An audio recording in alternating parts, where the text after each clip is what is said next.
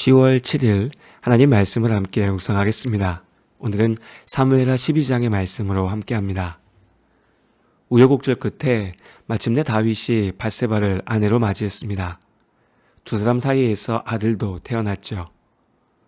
다윗의 신하들과 이스라엘 백성들이 알고도 모른 척한 것인지 아니면 우리아를 죽이려는 다윗의 계략이 은밀히 진행되었기에 정말 몰랐던 것인지 어쨌든 비열한 죄악에도 불구하고 눈에 띄는 비난 여론도 없었습니다. 이대로 시간만 흘러가면 모든 일이 조용히 정리될 것 같았죠. 다윗이 소원을, 정확히는 욕망을 이루는 것입니다. 그러던 중 선지자 나단이 다윗을 찾아왔습니다. 다윗 왕을 만난 나단 선지자가 이야기를 시작합니다. 어떤 마을에 살던 두 사람의 이야기입니다. 한 사람은 양과 소를 많이 가진 부자였고 다른 한 사람은 작은 암양 새끼 한 마리가 전부였던 가난한 사람이었습니다. 그는 하나뿐인 그 암양 새끼를 가족처럼 자식처럼 아끼며 하루하루 가난하지만 행복하게 살고 있었죠. 그러던 어느 날 부자의 집에 손님이 찾아왔습니다. 손님을 대접하기 위해서 양이나 소를 잡아야 했죠. 수많은 소와 양을 가진 부자에게 양 한 마리야 아무것도 아니었습니다. 하지만 그 와중에도 부자는 자신의 양이 아까웠습니다. 어떻게 할까 고민하던 중 같은 마을에 살던 가난한 사람이 가진 양이 생각났죠. 이내 자신이 부리던 사람들을 보내서 그 양을 빼앗아 왔습니다. 양을 잡아서 자신의 손님에게 대접하며 흐뭇해했죠. 자신은 손해본 것 없이 손님도 잘 대접했으니 모든 일이 자기 욕심대로 이루어진 것입니다. 여기까지 이야기를 듣던 다윗이 크게 분노하며 소리쳤습니다. 왕인 내가 하나님께 맹세하건대 그런 나쁜 인간은 심판받아 죽어야 마땅하오. 양 한 마리를 아끼며 살던 사람을 불쌍히 여기지는 못할 망정 그 작은 것마저 빼앗아 가다니 당연히 몇 배로 갚아주어야 합니다. 의로운 왕 다윗의 거룩한 분노였죠. 자신이 다스리는 나라 안에 이렇게 불의한 자가 있다면 결코 가만두지 않겠다는 결연한 의지를 보인 것입니다. 그때 나단 선지자가 기다렸다는 듯이 외쳤습니다. 나단이 다윗에게 이르되 당신이 그 사람이라. 어찌하여 네가 여호와의 말씀을 업신여기고 나보기에 악을 행하였느냐. 네가 칼로 햇사람 우리아를 치되 암몬 자손의 칼로 죽이고 그의 아내를 빼앗아 네 아내로 삼았도다. 다윗은 자신이 밧세바를 차지하기 위해 저질렀던 모든 행동들이 하나님 앞에 죄가 된다는 것을 몰랐을까요? 그럴 리가 없습니다. 오히려 너무 잘 알고 있었죠. 나단의 이야기를 들었을 때 다윗의 분노는 진심이었습니다. 진심으로 다윗은 자신의 수많은 양들 중 한 마리를 아끼기 위해서 가난한 자의 하나뿐인 양을 훔쳐간 부자의 죄악에 분노했습니다. 정말 그런 자가 있다면 왕의 권한으로 당장 처벌했을 것입니다. 그러나 하나님 앞에 의와 불의를 분명하게 판단할 줄 알았던 다윗이 자신의 죄 앞에서는 아무것도 보지 못하고 듣지도 못하는 돌덩어리가 되어버렸습니다. 다른 일을 정죄할 때는 그토록 날카로웠던 그의 칼이 자기 자신에게는 너무나 무르고 부드러웠지요. 오늘 우리가 자주 그러하듯 말입니다.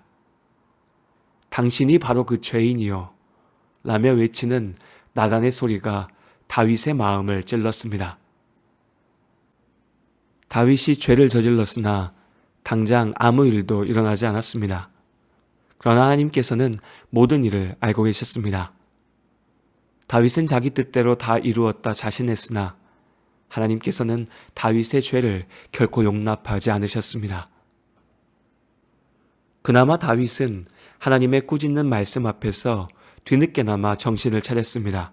엎드려 빌며 용서를 구하였죠. 하나님 앞에 회개하였습니다.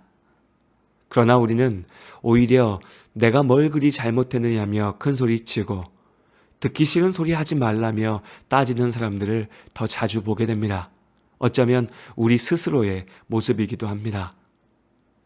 다윗은 진실로 회개하였습니다. 감히 용서를 구할 수도 없는 죄악이었으나 하나님께서는 그의 진실한 회개를 사랑으로 받아주셨습니다. 그러나 회개는 무책임한 도피나 만능의 면죄부가 아닙니다.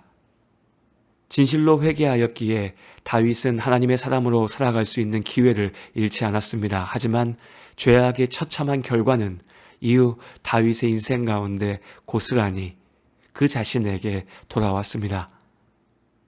죄악의 결과로 가장 많이 아파해야 했던 사람은 다름 아니라 다윗 자신이었죠. 우리는 자주 예수 믿는 내가 어떻게 살아야 할까요? 라고 묻습니다. 사실 이미 그 답을 알고 있습니다. 다만 알고 있는 그 답을 애써 피하고 싶을 뿐입니다. 지난 시간들 동안 내가 저질렀던 잘못들, 나의 죄를 돌아봅니다. 몰라서 저질렀던 죄인가요? 아니죠.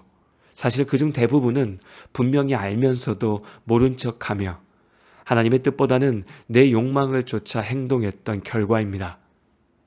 다른 사람의 죄를 정죄할 때는 그토록 하나님 앞에 무엇이 옳은 일인지 잘 알면서도 내 삶을 살 때는 아무것도 모르는 바보가 되어버리는 우리들. 몰라서 죄 짓는 것이 아닙니다.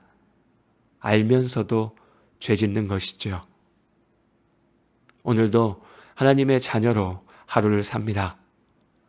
우리 안에 함께 하시는 성령 하나님께서 알게 하신 대로 우리가 이미 너무 잘 알고 있는 대로 하나님의 말씀에 믿음으로 순종하여 죄악을 이기는 승리의 하루가 될 수 있기를 바랍니다. 세상의 유혹 시험이 내게 몰려올 때에 나의 힘으로 그것들 모두 이길 수 없네. 거대한 폭풍 가운데 위축된 나의 영혼 어찌할 바를 몰라 헤매이고 있을 때 주를 찬양 손을 들고 찬양 전쟁은 나에게 속한 것 아니니 주를 찬양 손을 들고 찬양 전쟁은 하나님께 속한 것이니.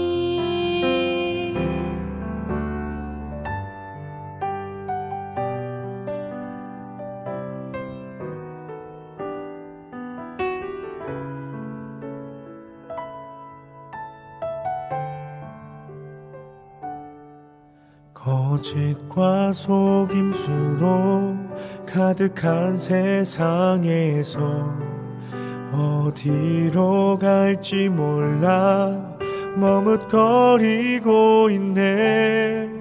공중의 권세 잡은 자 지금도 우리들은 실패와 절망으로 넘어뜨리려 하네. 주위를 둘러보면 아무도 없는 듯 믿음의 눈을 들면 보이는 분 계시네.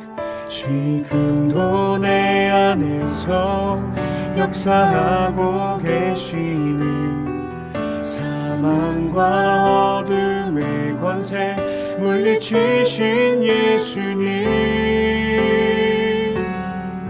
주를 찬양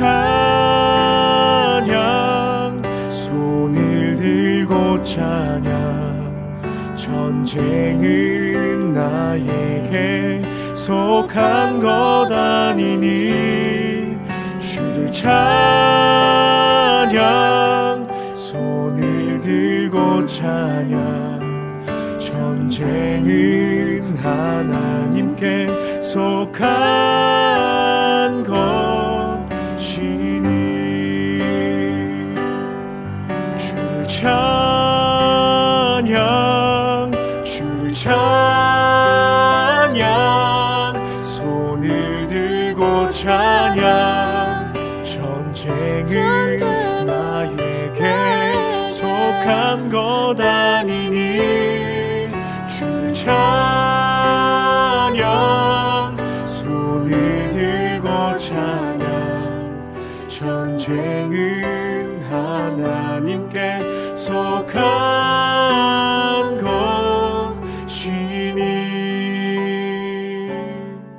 전쟁은